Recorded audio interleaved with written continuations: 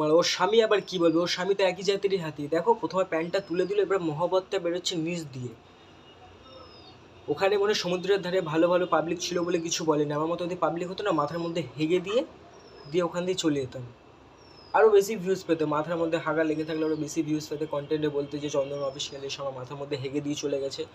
আর social media এসেছে, তোমরা এই যে পোদ নাচাচ্ছ, কোমর নাচাচ্ছ, সব কিছু করছো, তো সোশ্যাল মিডিয়ায় হেগে দেখাও না। তুমি আর তোমার স্বামী মিলে দুজনে মিলে হেগে এসে দেখো, আরও বেশি ভালো লাগবে। সমুদ্রে পারে তো বসে বসে হেগে ভিডিও বানাতে পারতে।